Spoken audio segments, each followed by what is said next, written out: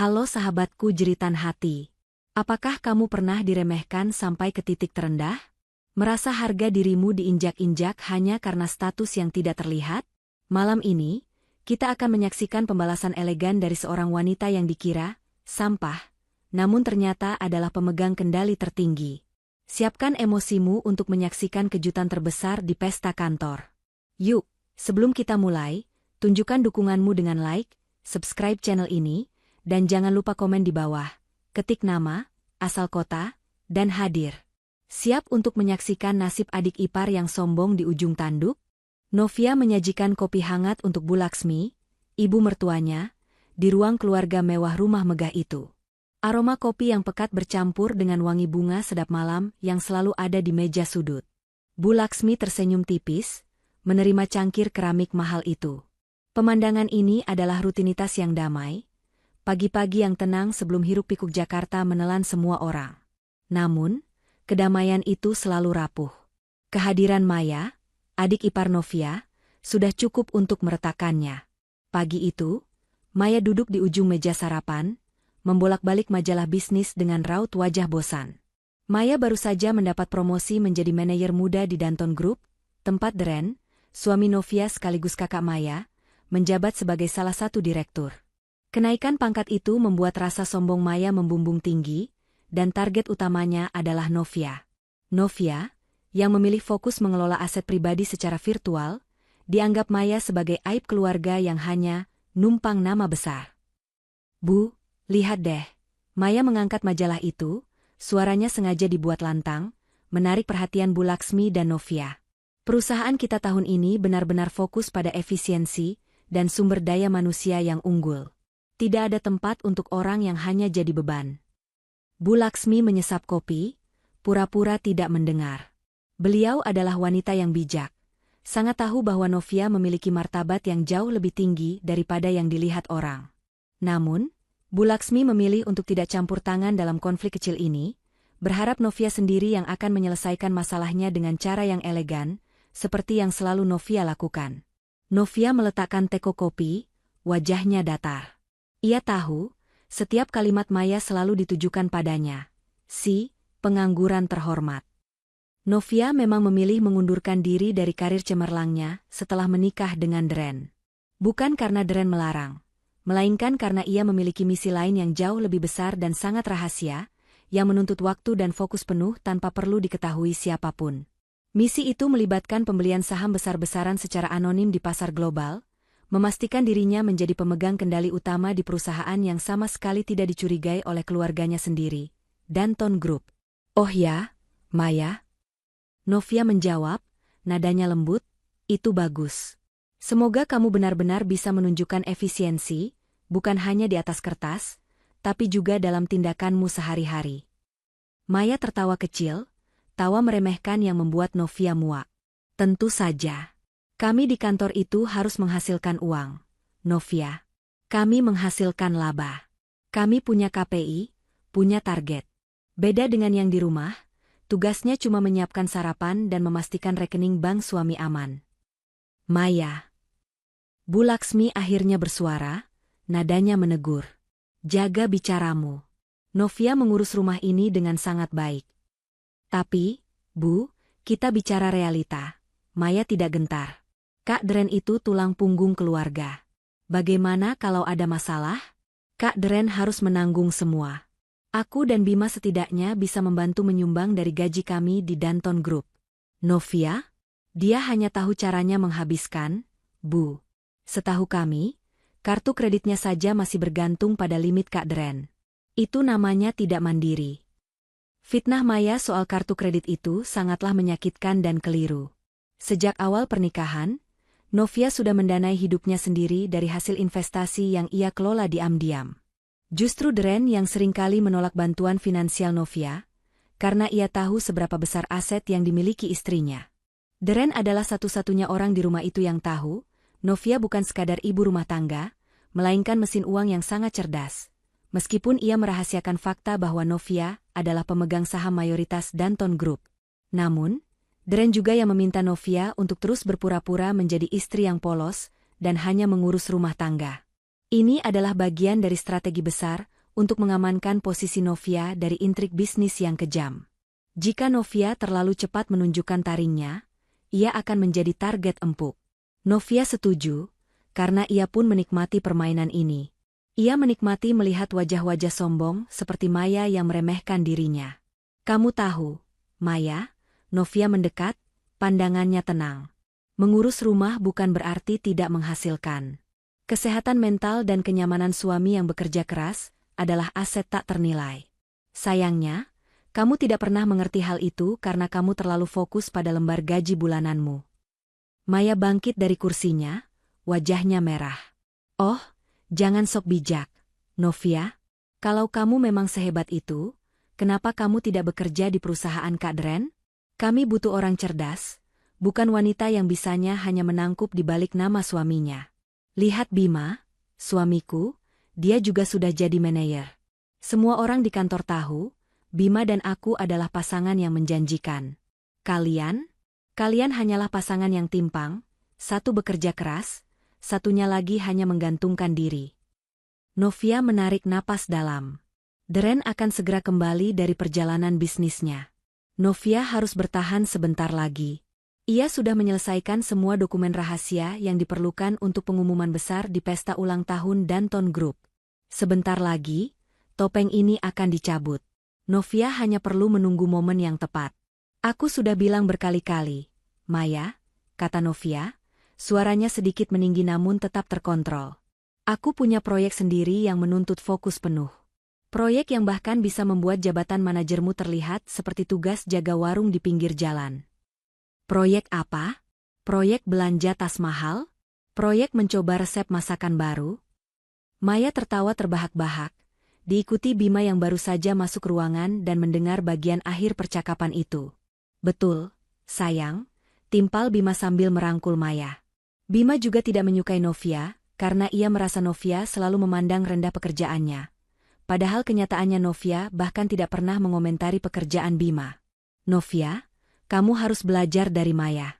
Dia wanita karir, ambisius. Kamu itu sudah ketinggalan zaman. Dulu kamu memang pintar, tapi kepintaran kalau tidak diasah, ya tumpul. Apa kamu tidak malu?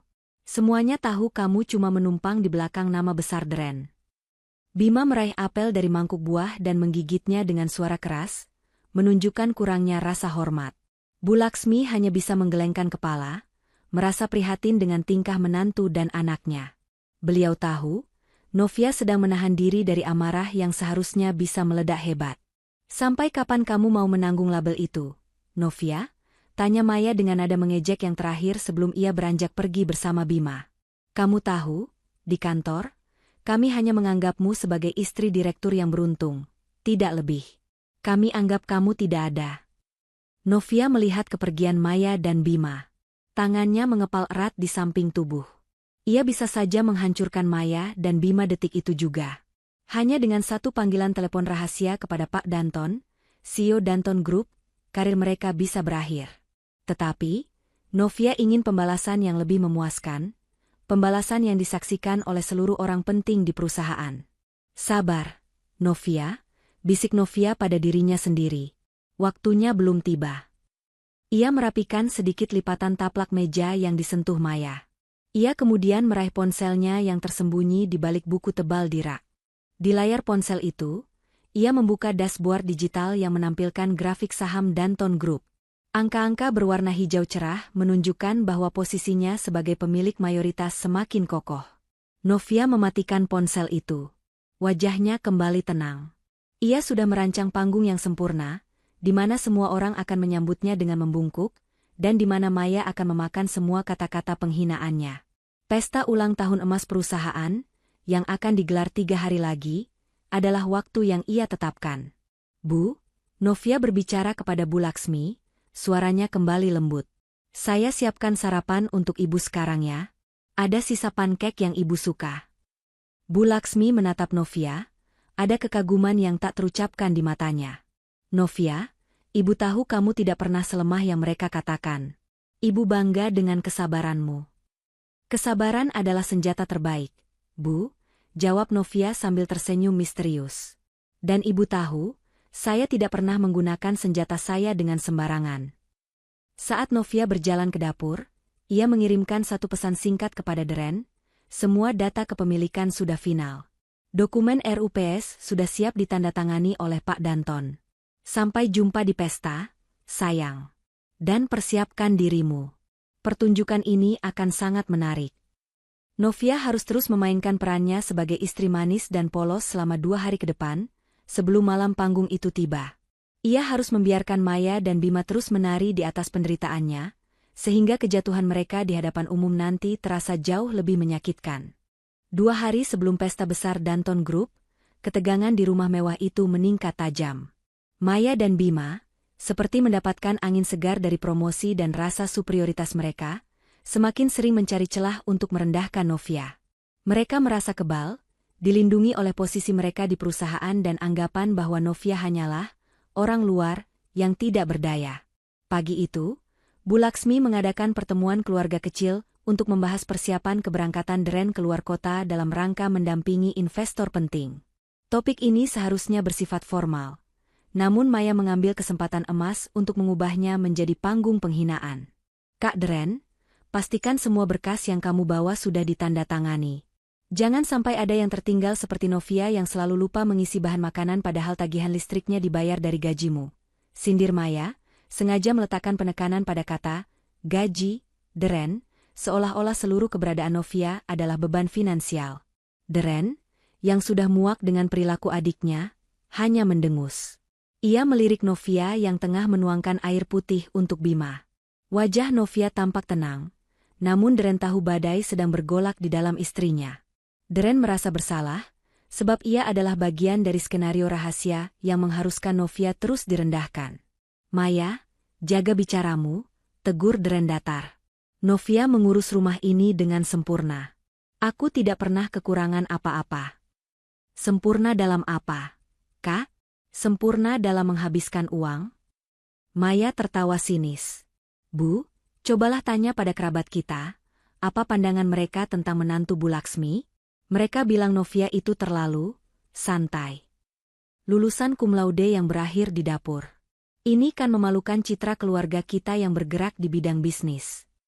Bu Laksmi meletakkan cangkir tehnya, matanya menatap tajam ke arah Maya.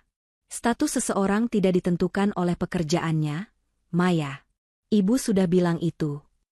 Tapi, Bu, kita bicara realita di dunia korporat. Maya bersikeras, tidak menyadari betapa tipisnya es yang sedang ia pijak. Di Danton Group, semua orang diukur dari kontribusi, aset, dan jaringan. Novia punya apa? Dia tidak punya aset di kantor. Kami di sana yang harus menjaga nama baiknya karena dia adalah istri direktur.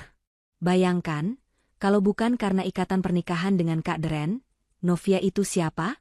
Dia bukan siapa-siapa, Bu. Bima mengangguk setuju, sambil menyeruput kopinya dengan santai, memperlihatkan betapa ia juga merasakan superioritas yang sama dengan istrinya. Novia akhirnya menoleh, matanya bertemu langsung dengan mata Maya.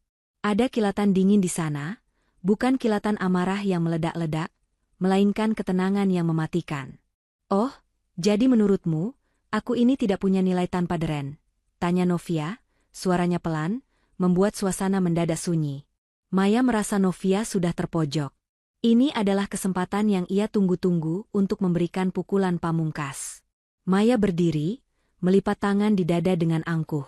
Novia, kamu harus terima kenyataan, ujar Maya, mengucapkan setiap kata dengan penuh penghinaan. Coba pikir baik-baik. Kamu menganggur, kamu bergantung sepenuhnya pada Kak Deren. Di mata kami, di mata perusahaan, dan di mata semua orang yang tahu kondisi ini. Kalau bukan karena kakakku, kamu itu hanya sampah. Kata, sampah, itu menggema di ruangan makan keluarga yang seharusnya menjadi tempat berkumpul yang hangat. Bu Laksmi terkejut, air wajahnya berubah tegang. Deren langsung bangkit dari kursi, hendak membentak Maya, namun dihentikan oleh tatapan mata Novia. Novia menggelengkan kepala sedikit ke arah Deren, memberinya isyarat untuk tetap diam.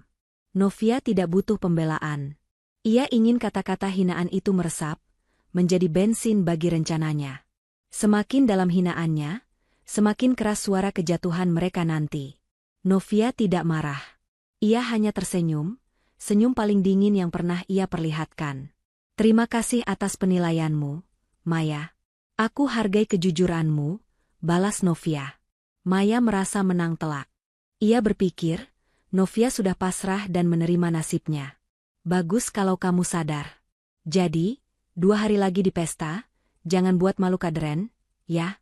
Berpakaianlah yang sopan. Tidak perlu mencolok. Cukup kenakan gaun yang membuatmu terlihat pantas sebagai istri direktur. Setelah kalimat itu, Maya dan Bima segera pamit ke kantor, meninggalkan ruangan dengan perasaan puas. Mereka tidak tahu bahwa mereka baru saja mengucapkan closing statement di babak pertama, dan babak selanjutnya akan menjadi akhir karir mereka. Begitu pintu utama tertutup, Dren langsung menghampiri Novia. Novia, aku minta maaf. Aku tidak menyangka Maya bisa sejauh itu. Kenapa kamu biarkan saja dia bicara seperti itu? Novia menatap Dren. Justru itu yang aku butuhkan, Dren. Aku butuh mereka benar-benar yakin bahwa aku adalah sampah yang tidak berdaya. Agar mereka tidak mencium bau pengumuman RUPS nanti malam. Bu Laksmi mendekat, mengusap punggung Novia dengan lembut. Ibu minta maaf, Nak. Ibu tahu kamu menahan diri. Tapi, bukankah sudah waktunya ibu memberitahu Maya kebenarannya? Belum, Bu, jawab Novia tegas. Rahasianya harus terjaga sampai detik pengumuman itu. Bu Laksmi tahu, kepemilikan saham yang besar ini harus dirahasiakan total. Hanya ibu, Pak Danton, dan kamu yang tahu. Kalau Maya atau Bima tahu, mereka akan menggunakan informasi itu untuk menusuk dari belakang sebelum aku sempat duduk di kursi presiden komisaris. Dren mengangguk. Ya, aku sudah bicara dengan Pak Danton. Dia sudah menyiapkan pengamanan berlapis. Malam pesta itu akan menjadi malammu. Semua direktur dan dewan akan ada di sana. Tidak ada yang bisa menghentikanmu. Novia berjalan menuju jendela, menatap ke arah mobil Maya yang baru saja menjauh. Aku tidak hanya ingin mereka berhenti. Aku ingin mereka menanggung konsekuensi instan dari semua penghinaan ini, Dren. Aku sudah lelah bermain-main. Aku akan menggunakan kekuasaan baruku untuk membersihkan elemen beracun dari perusahaan, dan Maya adalah daftar pertama. Selama sisa hari itu, Novia benar-benar mengambil peran sebagai istri yang pasif. Ia menolak menemani Dren berbelanja dasi baru, mengatakan bahwa Dren harus lebih hemat. Ia sengaja memakai pakaian rumahan yang sangat santai saat Dren dan Bu Laksmi sedang membahas rencana bisnis. Semua ini dilakukan agar jika Maya dan Bima bertanya kepada Bu Laksmi atau Dren, mereka akan mendapat kesan bahwa Novia memang tidak peduli, bahkan terhadap acara penting perusahaan sekalipun. Novia menghabiskan sorenya di ruang kerjanya yang tersembunyi, yang bagi semua orang hanyalah ruang membaca. Ia menelusuri data keuangan Danton Group, memastikan tidak ada celah. Ia juga mengecek profil Maya dan Bima, mencatat semua kelemahan dan kesalahan profesional mereka, mempersiapkan bukti yang solid. Bukti-bukti ini akan ia gunakan sebagai alasan pemecatan yang sah, di bawah klausul pelanggaran kode etik perusahaan. Saat matahari terbenam, Novia menerima panggilan dari Pak Danton. Ibu Presiden Komisaris, suara Pak Danton terdengar formal, penuh hormat. Semua sudah siap. Seluruh staf HRD, direktur, dan dewan sudah menerima memo rahasia untuk mengikuti protokoler. Mereka tidak tahu identitasnya, hanya tahu status kepemilikan baru sudah final. Bagus, Pak Danton, jawab Novia dengan suara rendah. Pastikan malam itu ada mikrofon cadangan yang siap. Saya tidak hanya akan berpidato. Saya akan memberikan pelajaran yang akan diingat semua orang di Danton Group. Siap, Ibu, Pak Danton menyanggupi.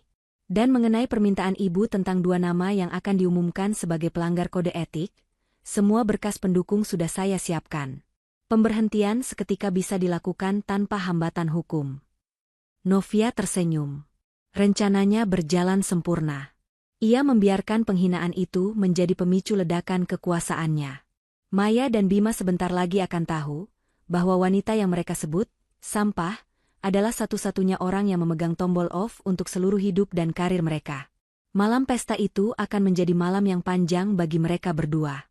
Novia akan memastikan pembalasan ini akan menjadi kisah yang melegenda di Danton Group. Satu hari menjelang pesta ulang tahun emas Danton Group, suasana di kediaman Dren dan Novia dipenuhi aura yang berbeda. Bagi Maya dan Bima, ini adalah puncak kegembiraan, sebuah ajang untuk memamerkan posisi dan koneksi mereka di kantor. Mereka sibuk menyiapkan penampilan terbaik, menghabiskan waktu berjam-jam memilih pakaian, perhiasan, dan sepatu yang paling mahal. Semuanya didasari keinginan untuk terlihat lebih unggul dari Novia. Mereka merasa, sebagai karyawan manajerial yang berpenghasilan, mereka pantas mendapatkan sorotan.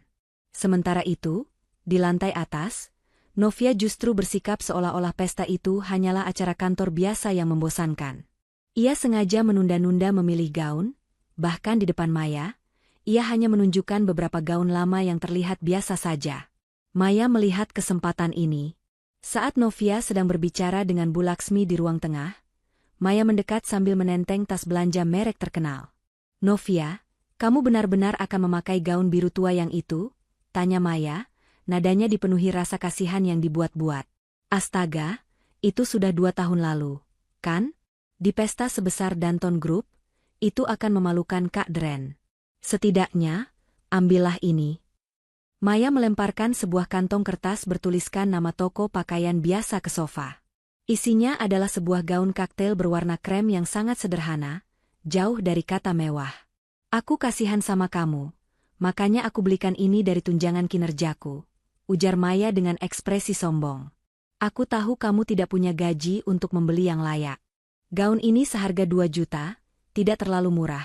Tapi setidaknya tidak membuat Kak Dren terlihat seperti menikahi wanita yang tidak terurus." Bima yang baru masuk dari pintu depan, langsung menimpali. "Betul, Novia. Kamu harus ingat, kamu merepresentasikan Kak Dren. Kami sebagai staf harus menjaga citra direktur kami." Novia menatap kantong kertas di sofa. Hatinya sudah sedingin es. Ia bisa saja membalas bahwa 2 juta rupiah adalah harga yang ia habiskan untuk biaya laundry hariannya, atau bahwa gaun yang ia kenakan untuk santai di rumah saja harganya 10 kali lipat dari yang dibelikan Maya. Namun, ia kembali memilih untuk menahan diri. Senjata terbaiknya adalah kerahasiaan. "Terima kasih, Maya," kata Novia, meraih gaun itu dengan ujung jarinya seolah-olah itu adalah barang kotor. "Kamu benar-benar baik. Aku akan pertimbangkan untuk memakainya." Jawaban yang pasrah dari Novia membuat Maya dan Bima semakin yakin bahwa mereka telah memenangkan perang psikologis itu.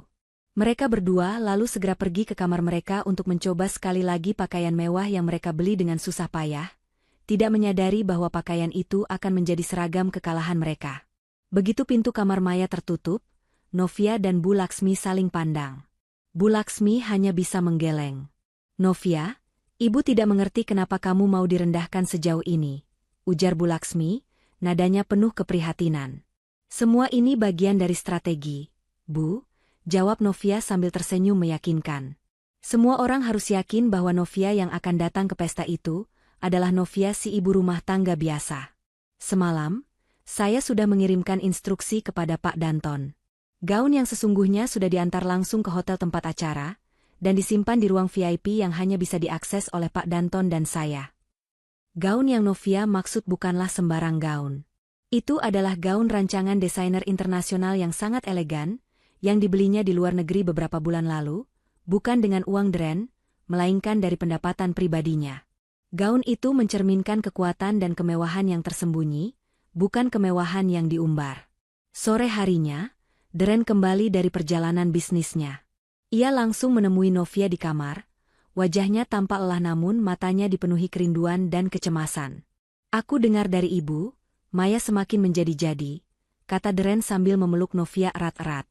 "Aku minta maaf, sayang. Aku seharusnya tidak membiarkanmu melalui ini."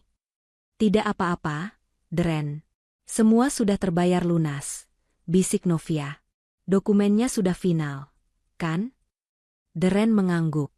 "Sangat final. Besok malam, pengumuman resmi di hadapan seluruh jajaran direktur, dewan komisaris, dan ribuan karyawan. Kamu bukan hanya pemilik mayoritas saham. Kamu sudah resmi menjadi ibu presiden komisaris kami." Dren kemudian menunjukkan sebuah kotak beludru kecil. Di dalamnya terdapat lencana emas perusahaan dengan ukiran inisial Novia, melambangkan posisi tertinggi. Ini adalah lencana yang belum pernah dipakai siapapun selain pendiri perusahaan. Kamu akan mengenakan ini besok malam. Setelah itu, tidak ada lagi yang bisa meremehkanmu, kata Dren penuh haru. Novia menerima lencana itu, menggenggamnya kuat-kuat. Ini bukan hanya tentang jabatan, tapi tentang penegasan nilai dirinya yang selama ini diabaikan. Ia akan menggunakan lencana ini untuk membersihkan perusahaan dari kesombongan, dimulai dari Maya dan Bima. Malam itu, Novia menghabiskan waktu berjam-jam lagi di ruang kerjanya. Ia tidak sedang memilih gaun atau perhiasan, melainkan menyusun presentasi singkat yang akan ia sampaikan setelah pengumuman. Inti dari presentasi itu bukan tentang bisnis, melainkan tentang etika. Ia secara spesifik menyertakan pasal-pasal dalam kode etik perusahaan yang menyangkut pelecehan verbal, bullying di tempat kerja, dan penghinaan terhadap anggota keluarga petinggi perusahaan, semua poin yang dilakukan Maya dan Bima. Di satu slide paling akhir, Novia membuat daftar nama yang akan dikenakan sanksi paling berat, pemberhentian seketika. Di bawahnya, tertera 2 nama, Maya dan Bima. Novia mengirim file tersebut melalui saluran terenkripsi kepada Pak Danton. Ia tidak ingin ada yang salah paham. Keputusan ini bukan emosional, melainkan profesional. Maya dan Bima menggunakan posisi mereka untuk bertindak semena-mena. Novia akan menggunakan posisi tertingginya untuk menegakkan keadilan. Keesokan harinya, hari H pesta. Pagi itu terasa sangat panjang. Maya dan Bima izin tidak masuk kantor, sibuk perawatan diri. Mereka melewati Novia dengan tatapan angkuh. "Novia, kamu yakin mau datang?" tanya Maya, menyeringai. "Aku takut kamu tidak sanggup melihat kemewahan di sana. Itu bukan duniamu." Novia hanya mengangguk tenang sambil menyerahkan kunci mobil Dren kepada Dren. "Aku akan datang, Maya. Dan aku akan menyaksikan semuanya." Sikap pasrah Novia ini memberikan kepuasan yang luar biasa bagi Maya. Maya merasa Novia telah menyerah. Menjelang malam, Novia mengenakan gaun sederhana yang ia pilih di hadapan Bu Laksmi, gaun yang hampir mirip dengan yang diberikan Maya, agar terlihat konsisten dengan peran istri yang tidak berdaya. Ia dan Dren berangkat lebih awal, dengan alasan Dren harus menghadiri pertemuan pre-event direksi. Setibanya di hotel tempat pesta, Dren membawa Novia langsung ke suite khusus yang sudah disiapkan Pak Danton. Di dalam ruangan itu, sudah menunggu gaun dan tim stylist rahasia. Novia menanggalkan gaun sederhananya dan mengenakan gaun empres miliknya yang menawan. Ia menyematkan lencana emas keemasan itu di bagian dada gaunnya. Di saat yang sama, di lantai bawah, Maya dan Bima baru saja tiba dengan segala kemewahan yang mereka pamerkan. Mereka berjalan dengan bangga di tengah kerumunan karyawan, menyapa atasan dan rekan kerja dengan sombong. Mereka tidak tahu, di ruangan VIP di lantai teratas, Ibu Presiden Komisaris mereka sedang mempersiapkan kehancuran karir mereka. Novia menatap dirinya di cermin, bukan lagi Novia si ibu rumah tangga yang diremehkan. Ia adalah Novia, wanita yang memegang kendali penuh. Ia siap turun ke panggung. "Waktunya sudah tiba, Dren," bisik Novia. "Ayo, sayang," jawab Dren, matanya memancarkan kekaguman dan bangga. "Panggung ini milikmu." Pesta ulang tahun emas Danton Group adalah ajang paling prestisius tahun itu. Ribuan karyawan, mulai dari staf hingga jajaran direksi, berkumpul di ballroom mewah Hotel Bintang 5. Musik orkestra mengalun merdu, dan kilauan lampu kristal memantul dari setiap sudut ruangan. Di tengah kemewahan itu, Maya dan Bima berjalan dengan langkah penuh percaya diri, merasa diri mereka adalah salah satu pusat perhatian.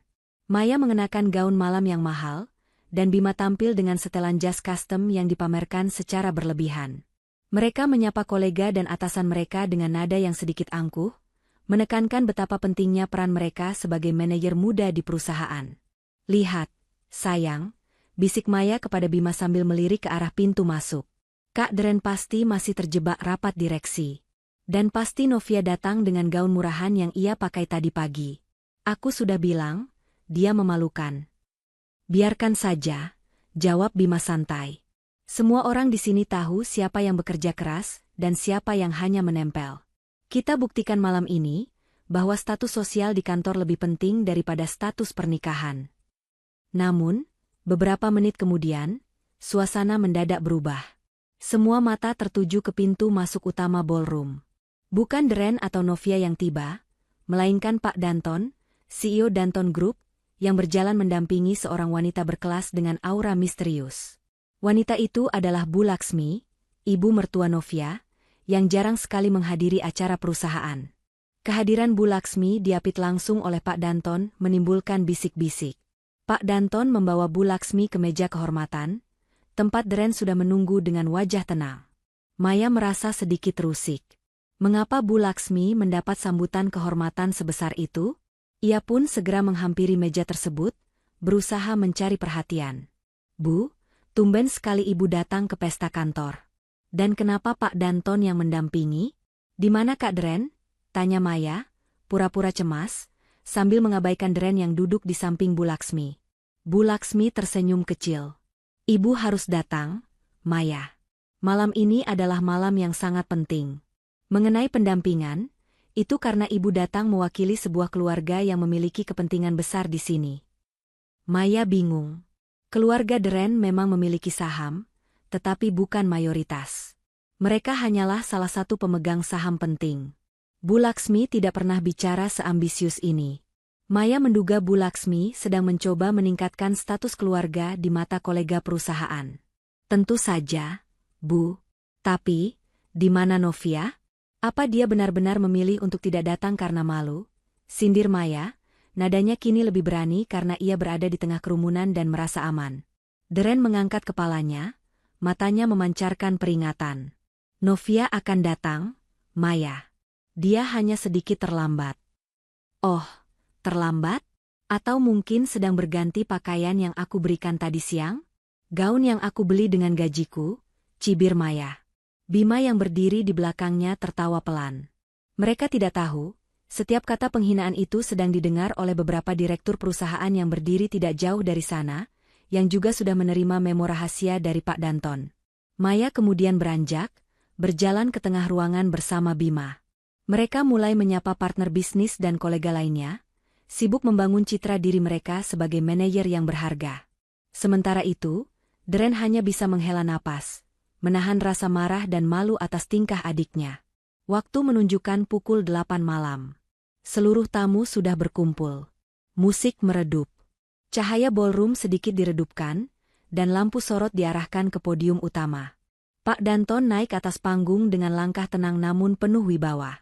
Selamat malam, Bapak dan Ibu sekalian, suara Pak Danton menggelegar melalui pengeras suara. Malam ini adalah perayaan pencapaian Danton Group selama 50 tahun. Namun, lebih dari itu, malam ini adalah awal dari era baru. Maya dan Bima saling pandang. Mereka menduga Pak Danton akan mengumumkan proyek besar atau target pasar baru.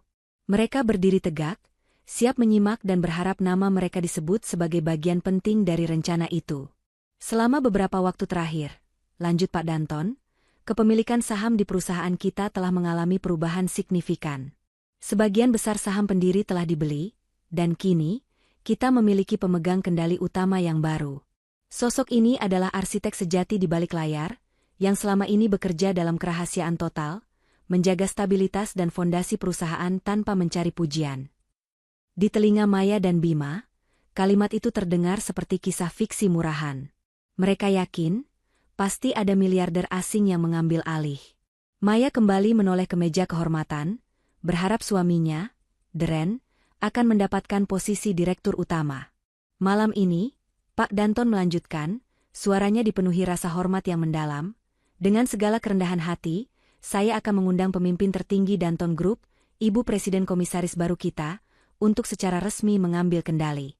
Keputusan ini didukung penuh oleh seluruh dewan dan staf, yang menghormati visi dan kekuasaan mutlak beliau. Terdengar dentuman drum yang dramatis. Semua lampu ballroom mati, hanya menyisakan satu sorot lampu putih terang yang diarahkan ke pintu masuk utama. Keheningan total menyelimuti ruangan, semua orang menahan napas. Ini bukan sekadar pengumuman, ini adalah ritual penobatan. Di meja kehormatan, Bu Laksmi tersenyum penuh makna kepada Dren, yang kini tampak sangat tegang namun juga bangga. Sementara itu, Maya berbisik pada Bima dengan nada bersemangat. Pasti ini Tuan Peter dari Eropa itu, sayang. Kita harus segera menyambutnya dan menunjukkan loyalitas kita. Bima mengangguk, siap maju ke depan, ingin menjadi orang pertama yang menjabat tangan pemilik baru itu. Namun, yang terjadi selanjutnya adalah kejutan yang tak terbayangkan. Bukan pengusaha asing bertubuh besar yang masuk. Dari pintu yang disorot, perlahan muncul sepasang kaki jenjang yang dibalut sepatu hak tinggi yang elegan. Kemudian, tampak gaun empres yang menjuntai anggun, memancarkan aura kemewahan yang sunyi.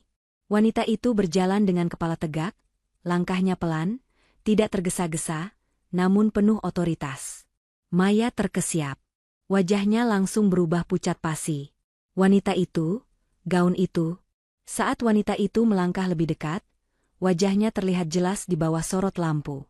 Rambutnya disanggul rapi, lehernya dihiasi kalung berlian yang bersinar redup, dan di dada gaunnya, bersinar lencana emas keemasan yang hanya dimiliki oleh pendiri perusahaan.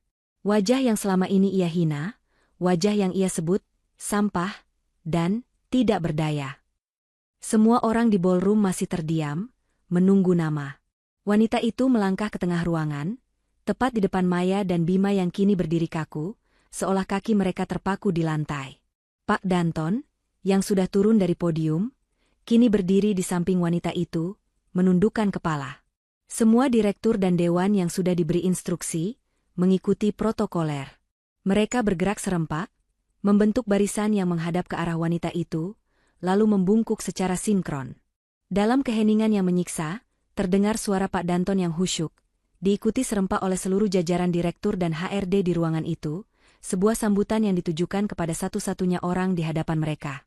Selamat datang, Ibu Presiden Komisaris. Suara itu menghantam Maya dan Bima seperti gelombang kejut yang tak terlihat. Mereka terhuyung mundur selangkah. Novia. Itu adalah Novia. Wanita yang mereka hina, wanita yang mereka tuduh menumpang hidup, wanita yang mereka beri gaun murahan, kini berdiri sebagai pemimpin tertinggi, Ibu Presiden Komisaris Danton Group.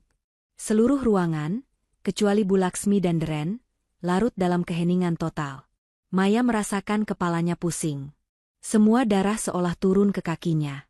Ia tidak bisa bergerak. Ia tidak bisa bicara. Kata-kata yang ia ucapkan tentang sampah dan menumpang hidup berputar-putar di telinganya, kini menjadi bukti kebodohan dan kesombongannya yang mutlak.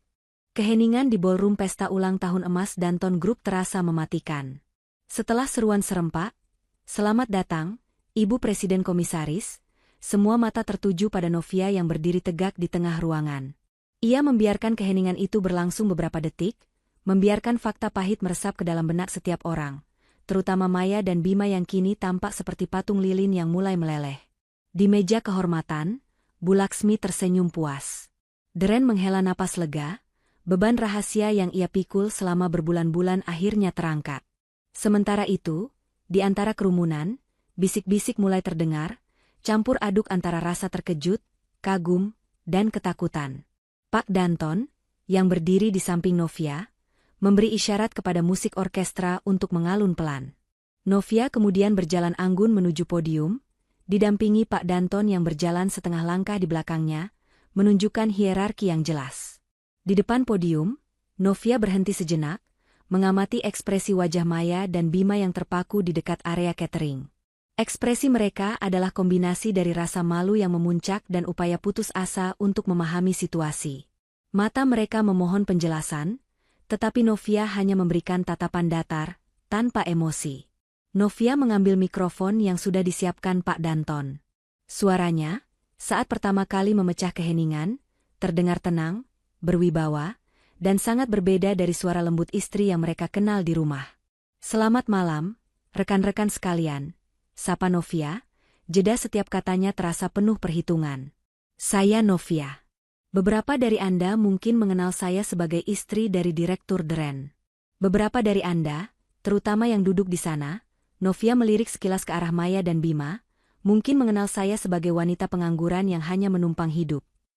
Ucapan Novia itu langsung menusuk Maya dan Bima, membuat wajah mereka memerah padam.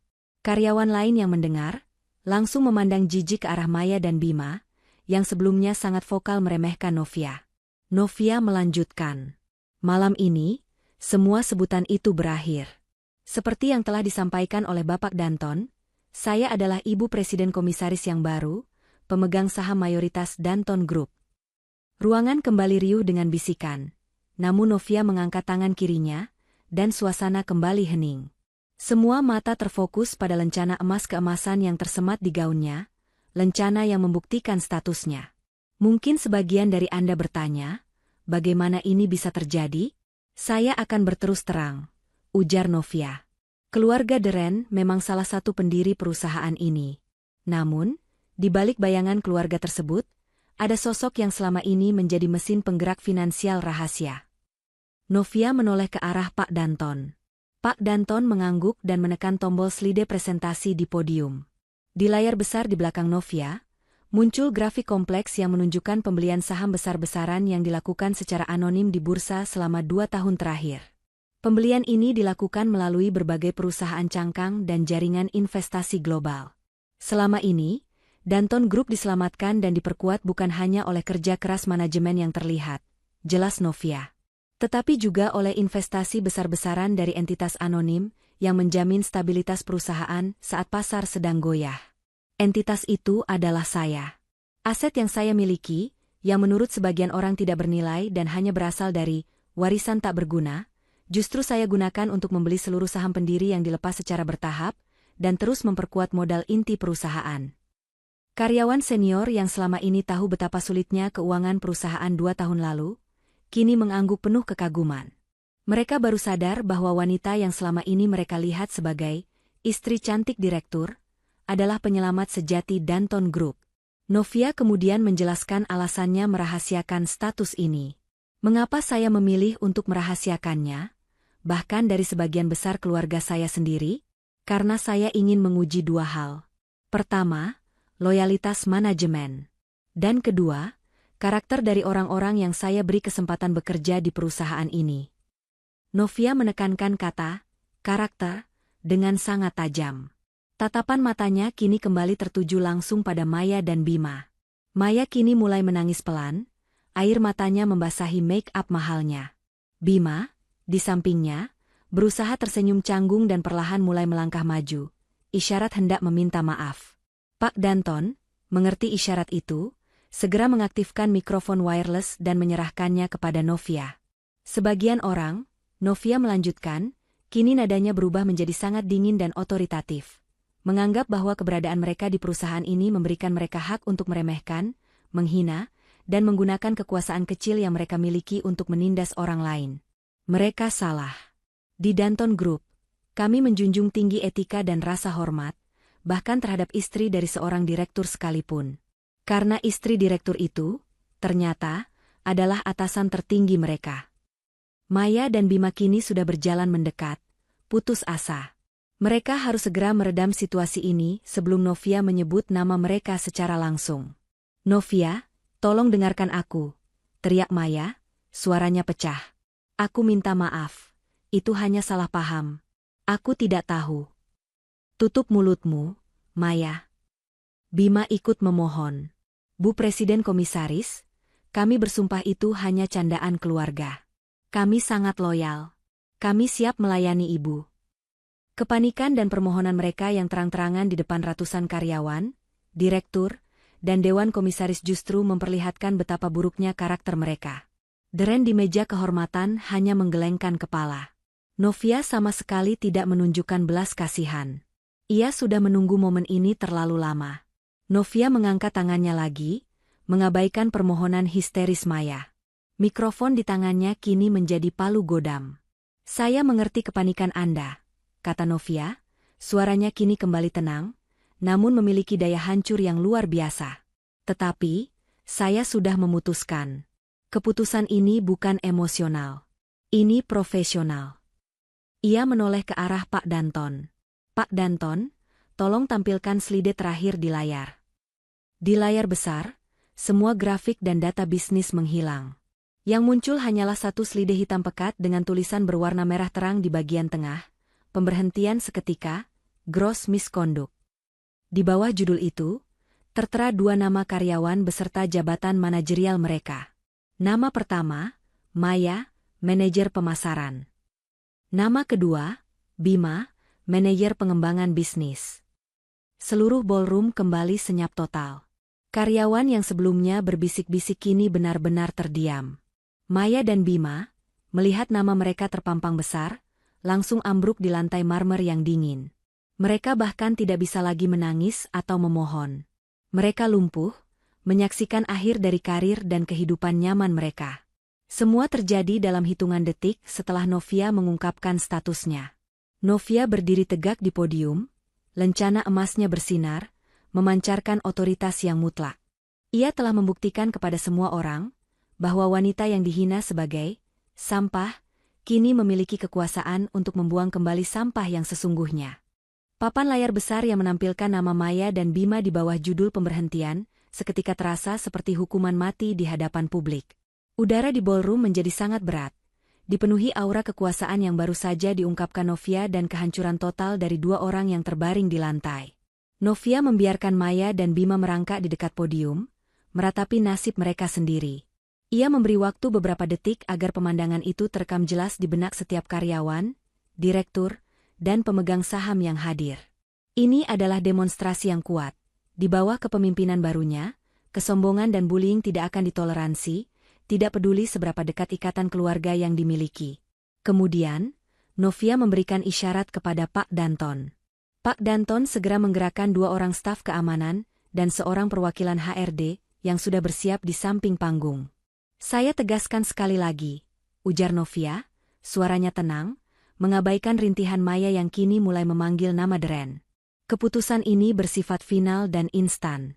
Pelanggaran etika berat, penghinaan, peremehan, dan pelecehan verbal terhadap anggota keluarga petinggi perusahaan tidak dapat ditoleransi. Hal ini menciptakan lingkungan kerja yang tidak sehat dan bertentangan langsung dengan nilai-nilai Danton Group.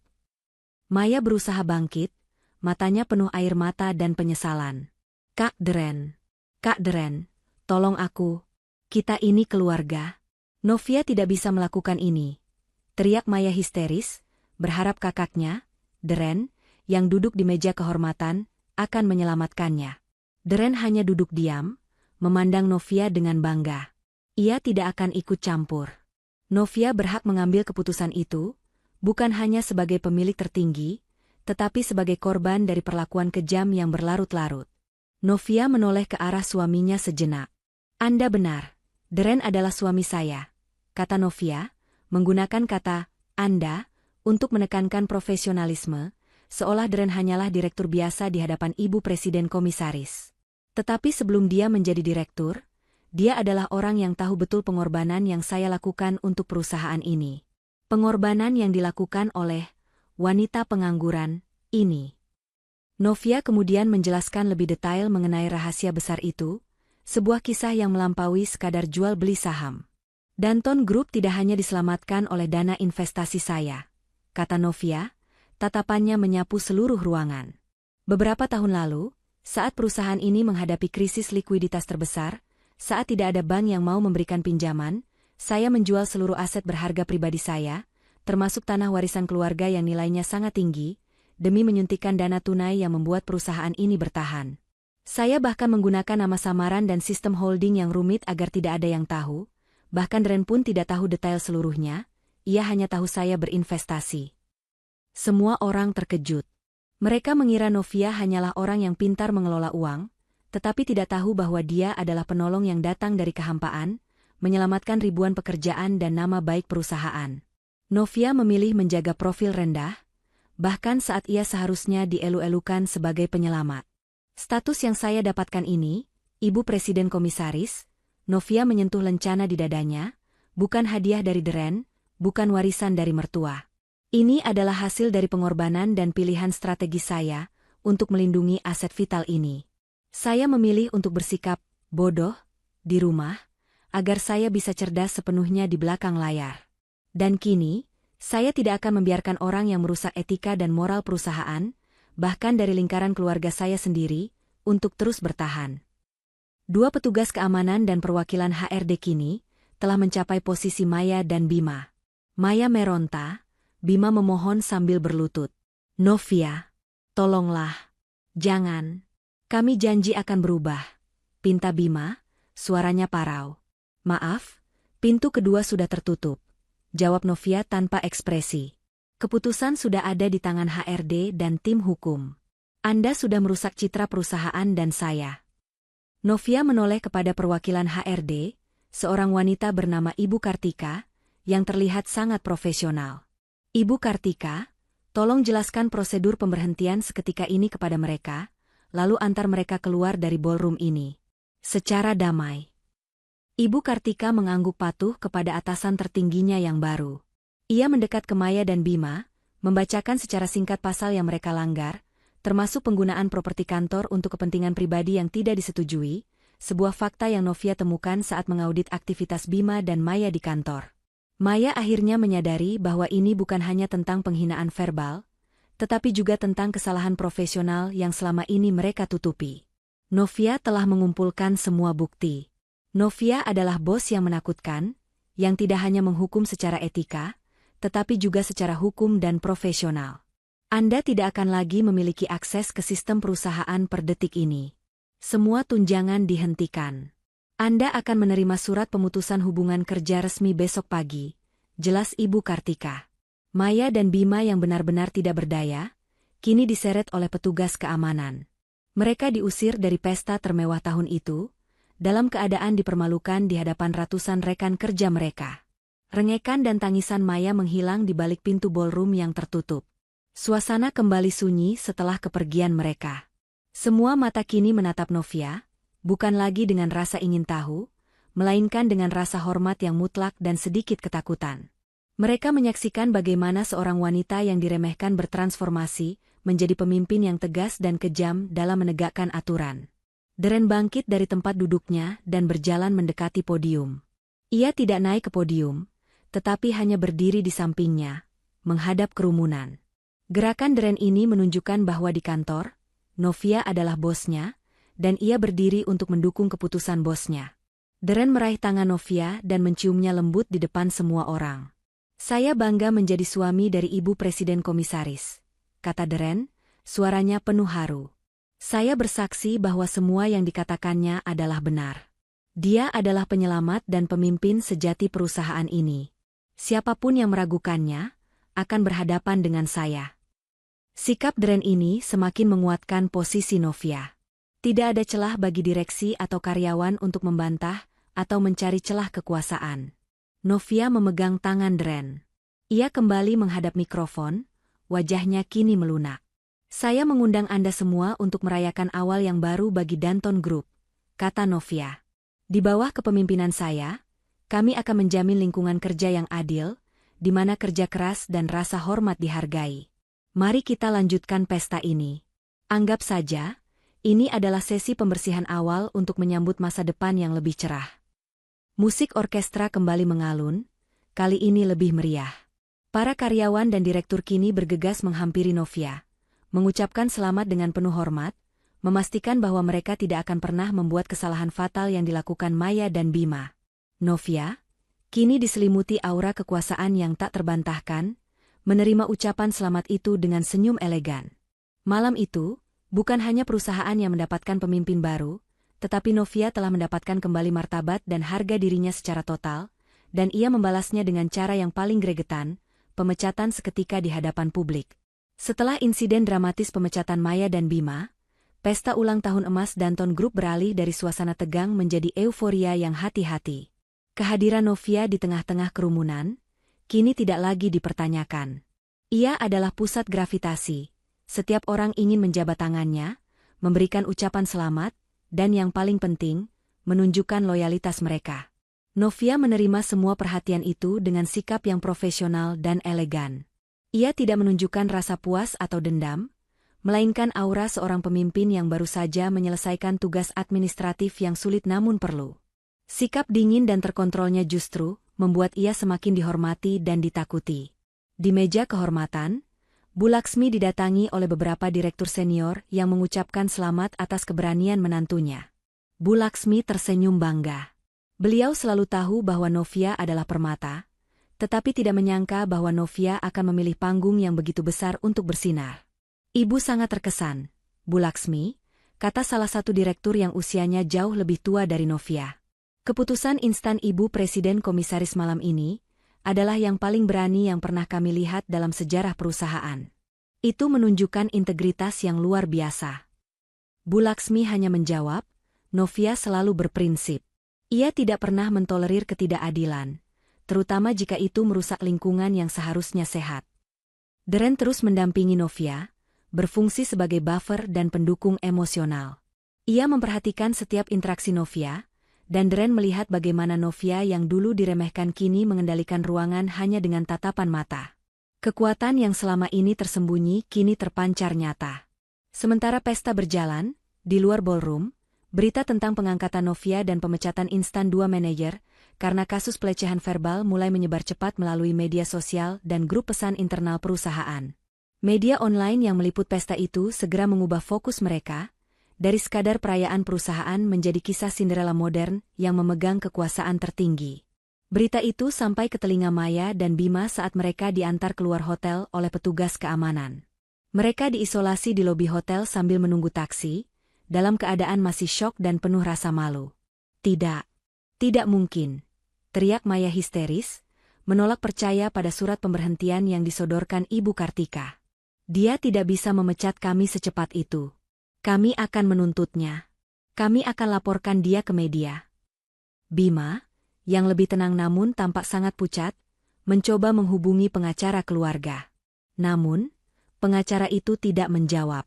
Bima juga mencoba menelepon kolega-koleganya di perusahaan, tetapi semua panggilannya ditolak atau dialihkan. Mereka semua kini mengabaikannya. Takut dikaitkan dengan 2 orang yang baru saja dilabeli sebagai pelanggar kode etik oleh Ibu Presiden Komisaris. Novia sudah menyiapkan semuanya. Maya, kata Bima, suaranya gemetar. Dia tidak hanya memecat kita karena kata-kata, sampah, itu. Dia memecat kita karena dia sudah tahu semua yang kita lakukan.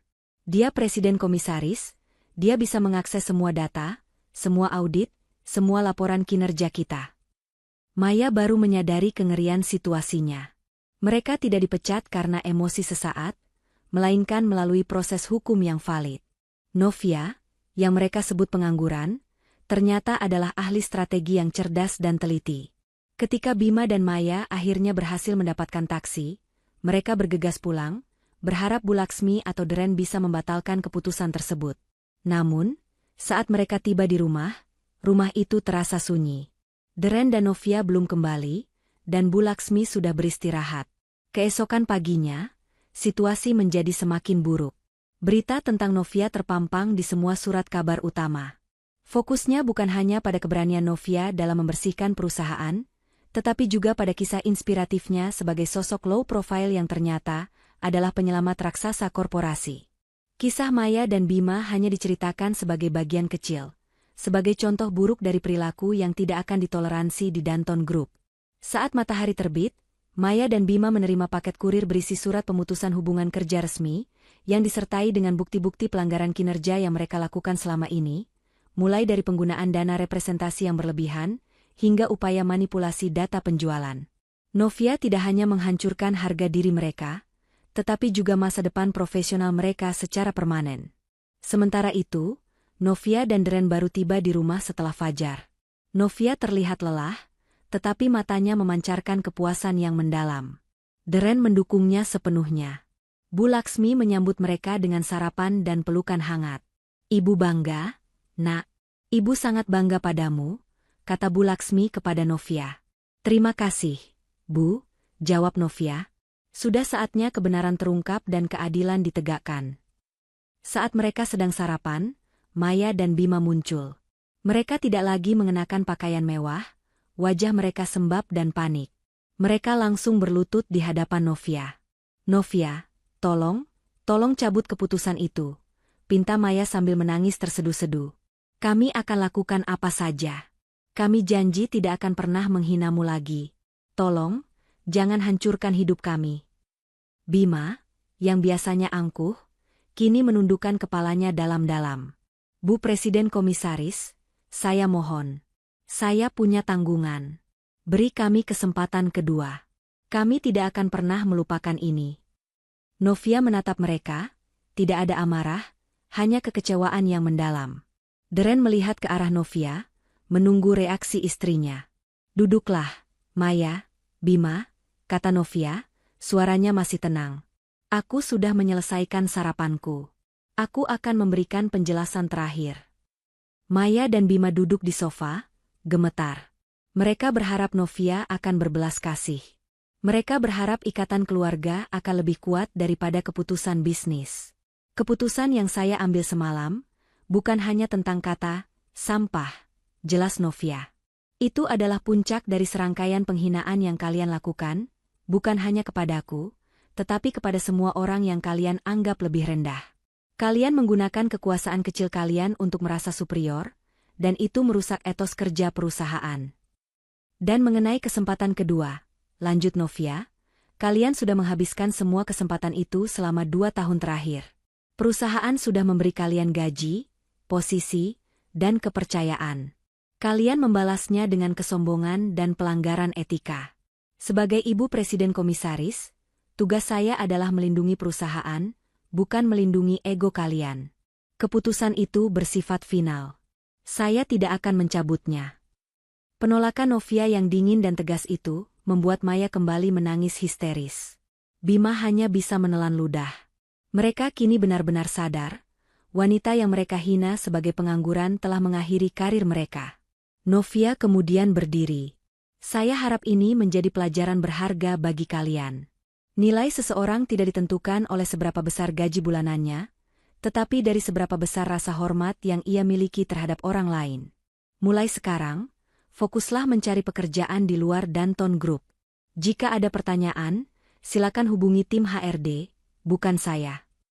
Novia menoleh ke arah Deren, memberikan senyum penuh kasih. Deren mengerti, istrinya telah mendapatkan ketenangan sejati. Kemenangan ini bukan hanya pembalasan, melainkan penegasan bahwa kekuasaan sejati harus digunakan untuk keadilan. Setelah penolakan tegas Novia, suasana di rumah mewah itu berubah total. Maya dan Bima, yang sebelumnya berjalan dengan angkuh dan penuh sindiran, kini hanya berdiam diri di kamar mereka, terperangkap dalam kehancuran karir yang mendadak.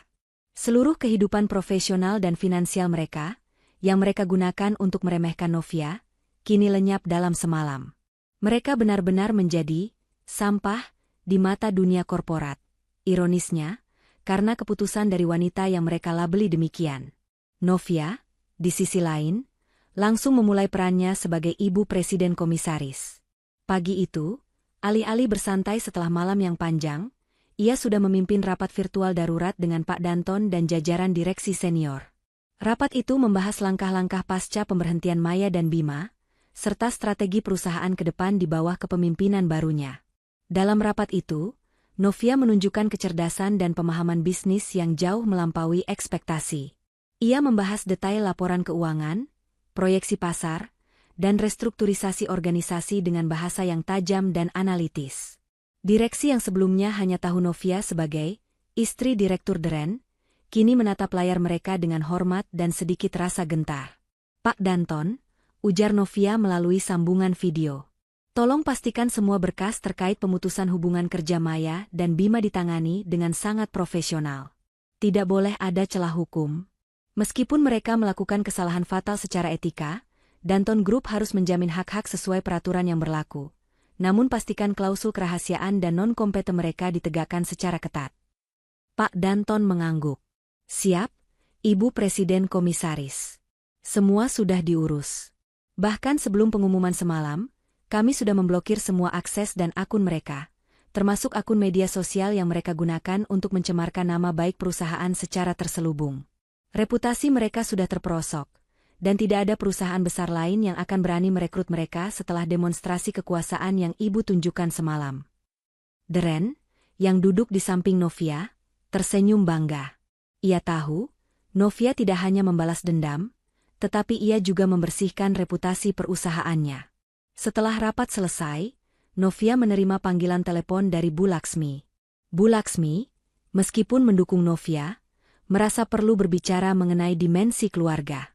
"Novia, Ibu tahu keputusanmu mutlak benar," ujar Bu Laksmi dengan nada hati-hati. "Tapi, Maya dan Bima adalah keluarga. Mereka sekarang ada di kamar, tidak mau keluar. Mereka benar-benar hancur. Ibu tidak meminta kamu mengubah keputusanmu, tetapi ibu khawatir mereka melakukan sesuatu yang nekat. Novia menghela napas. Ia tahu rasa sakit yang dirasakan Bu Laksmi. Bu, saya tidak membenci mereka. Saya hanya menegakkan keadilan. Mereka harus menanggung konsekuensi dari kata-kata dan tindakan mereka. Ibu tidak perlu khawatir. Saya sudah meminta Deren untuk mengatur pertemuan dengan mereka, bukan sebagai atasan, tetapi sebagai kakak. Sesuai janji Novia, sore harinya Deren mendatangi kamar Maya dan Bima. Suasana di dalam kamar itu suram. Semua barang-barang mewah yang mereka banggakan kini terasa ironis, sebab semuanya dibeli dengan gaji dari pekerjaan yang sudah hilang. Maya, Bima, lihat aku, kata Deren, suaranya tenang, tanpa amarah. Aku datang bukan sebagai direktur kalian, tapi sebagai kakak kalian. Maya langsung memeluk kakaknya, menangis terseduh-seduh. Kak, Novia kejam. Dia menghancurkan hidup kami. Kami akan jadi apa sekarang? Novia tidak kejam, Maya, jawab Deren, melepaskan pelukan adiknya dengan lembut. Novia hanya adil. Kalian sudah menghinanya berulang kali, meremehkannya, dan yang paling parah, kalian melanggar etika profesional di perusahaan. Novia sudah memperingatkan kalian berkali-kali secara halus, tapi kalian tidak pernah mendengarkan. Deren kemudian mengungkapkan sebagian rahasia yang selama ini ia sembunyikan. Kalian pikir Novia hanya menumpang hidup? Kalian salah. Novia adalah penyelamat Danton Group.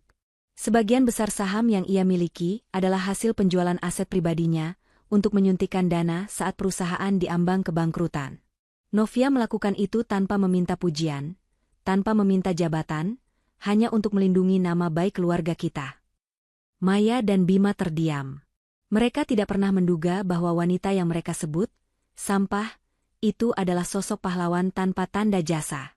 Semua cemoohan mereka selama ini bukan hanya salah alamat, tetapi juga sangat memalukan.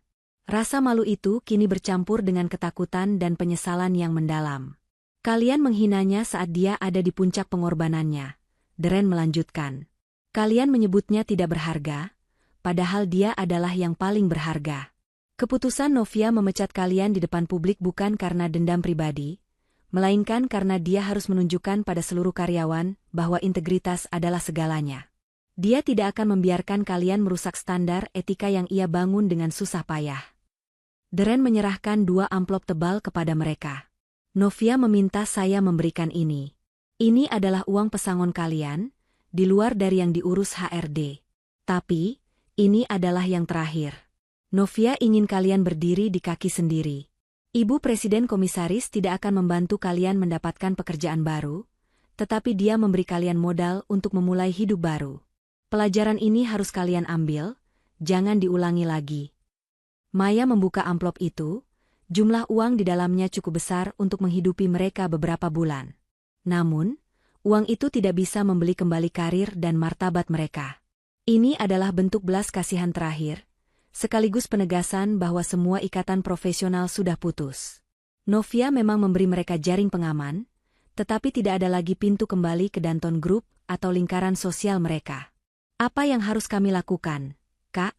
Tanya Bima, suaranya lemah. Kalian harus introspeksi.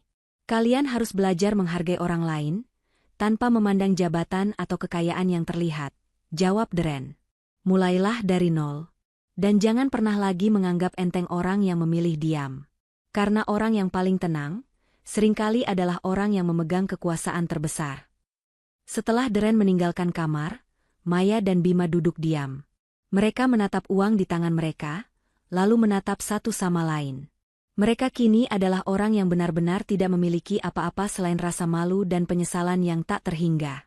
Wanita yang mereka hina telah memberikan mereka pelajaran paling mahal, pelajaran yang mengubah hidup mereka selamanya. Mereka akhirnya mengerti, Novia tidak hanya membalas dendam, dia mengubah mereka menjadi manusia yang lebih baik melalui rasa sakit yang instan dan memalukan. Setelah pemberhentian seketika Maya dan Bima, serta penyelesaian masalah internal keluarga, Novia segera mengalihkan fokusnya sepenuhnya pada Danton Group.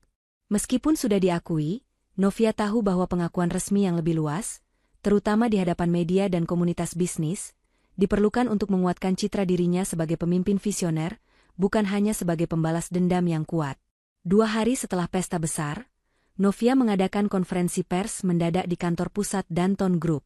Konferensi pers ini dihadiri oleh Deren, Pak Danton, Bu Laksmi, dan jajaran direksi lainnya.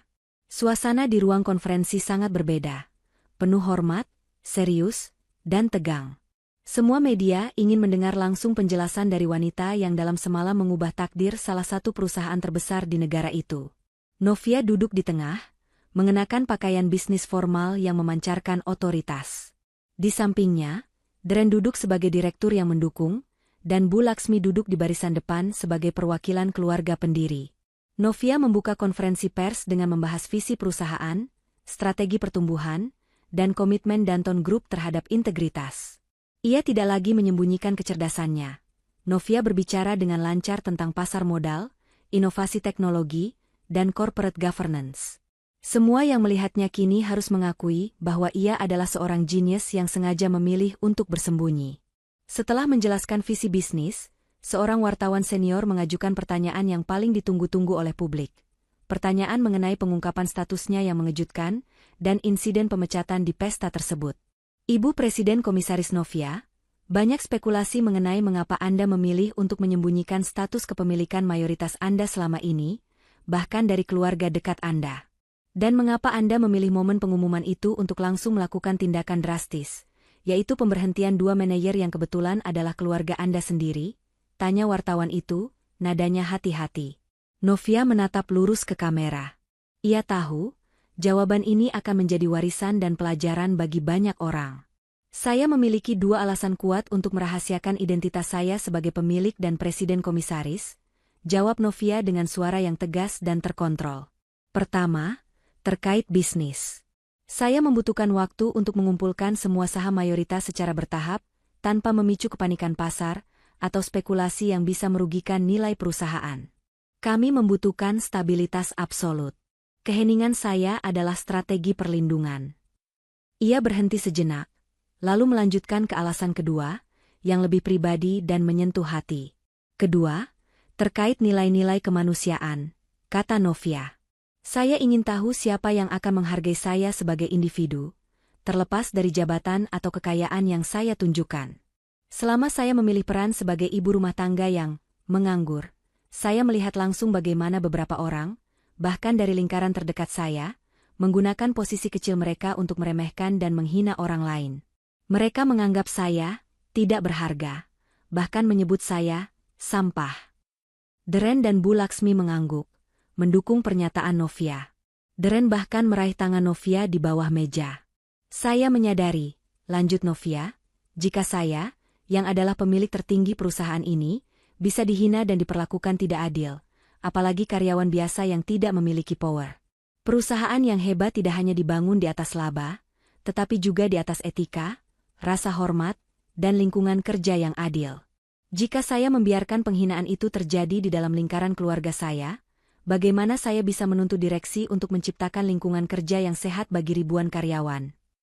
Jawaban itu memukul keras hati para wartawan dan penonton di rumah. Novia tidak membalas dendam. Ia menegakkan standar baru dengan menjadikan keluarganya sendiri sebagai contoh. Novia kemudian secara spesifik menjelaskan mengenai insiden pemecatan Maya dan Bima. Pemberhentian seketika yang dilakukan kepada kedua individu tersebut bukan hanya karena penghinaan verbal terhadap saya, tegas Novia, memperlihatkan ketelitiannya. Keputusan itu juga didasarkan pada audit komprehensif yang menemukan adanya pelanggaran kode etik berat terkait penyalahgunaan wewenang dan manipulasi data. Saya tidak bisa memimpin perusahaan yang memiliki standar ganda. Jika kami mentolerir perilaku buruk dari keluarga saya, kami akan kehilangan kepercayaan dari semua karyawan kami.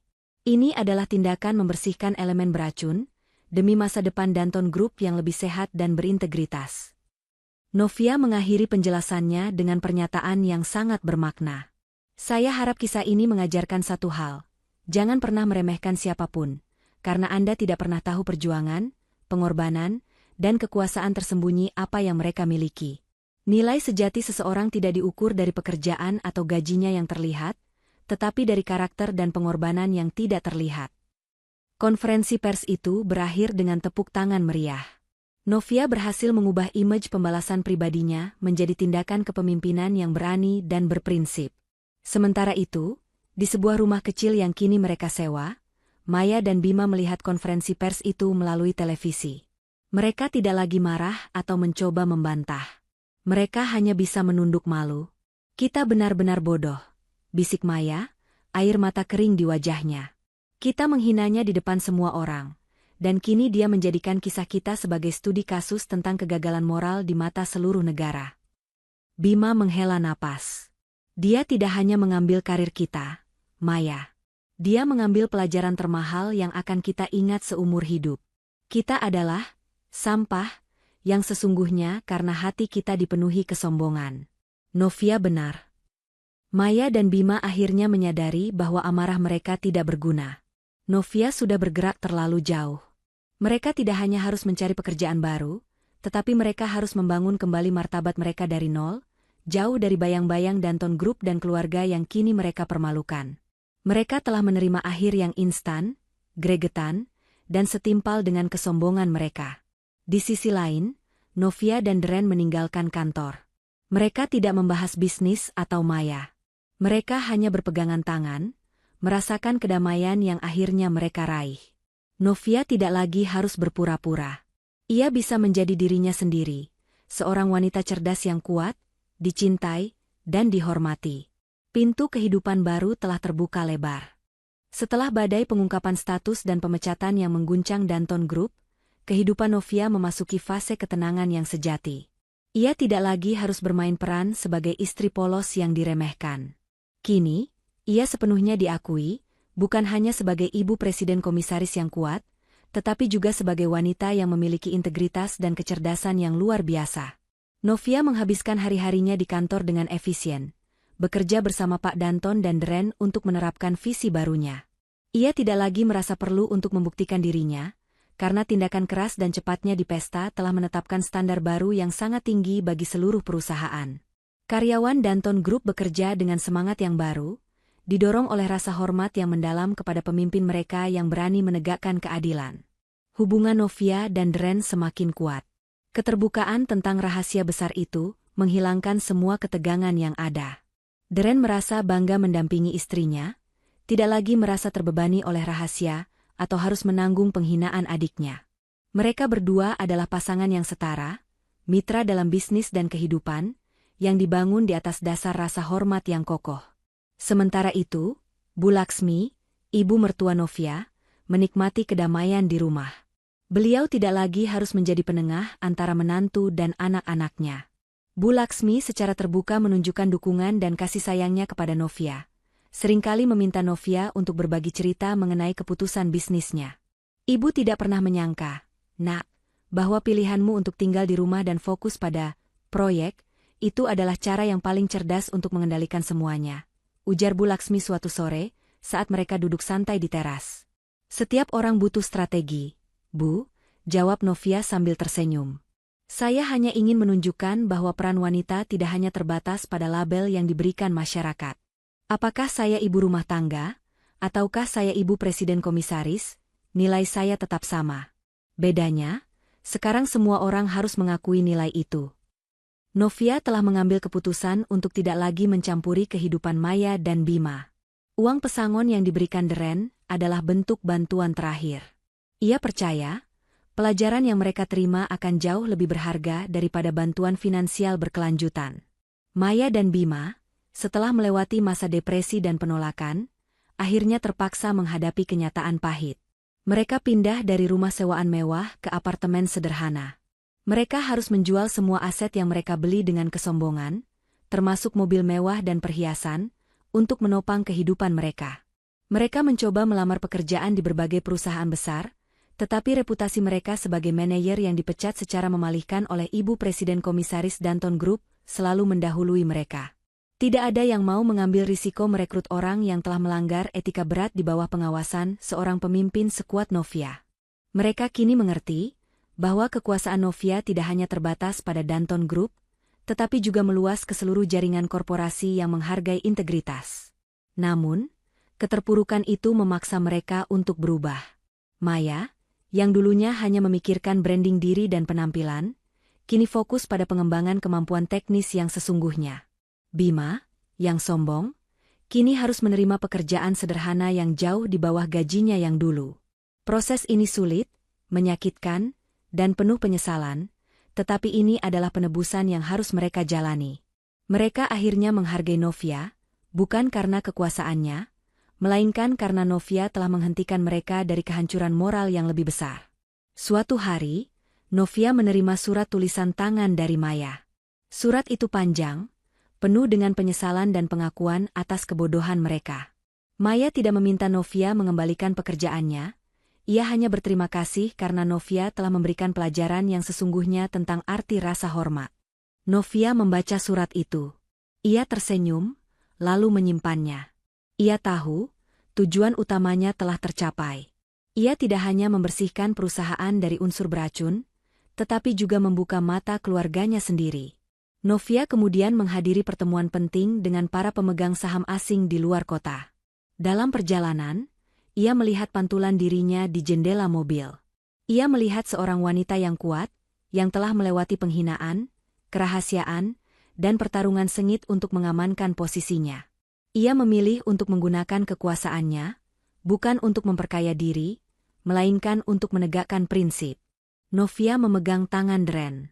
"Aku sudah menemukan kedamaian yang aku cari, Dren," bisik Novia. Ketenangan sejati bukan datang dari kekayaan yang terlihat, melainkan dari martabat yang ditegakkan. Aku tidak perlu lagi memikirkan Maya. Biarkan mereka menemukan jalan mereka sendiri. Dren menoleh, matanya penuh cinta. "Kamu sudah melakukan yang terbaik, sayang. Kamu adalah wanita paling berprinsip yang aku kenal.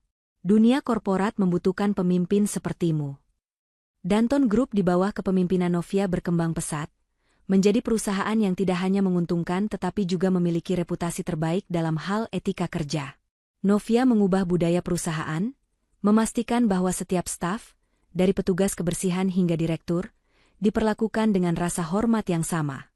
Novia akhirnya membuka pintu yang baru, pintu menuju kepemimpinan yang adil dan berintegritas.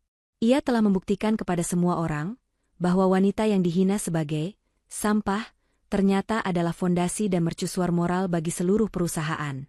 Kehadirannya kini menjadi legenda di Danton Group, sebuah kisah peringatan keras bagi siapapun yang berani meremehkan dan menghina orang lain.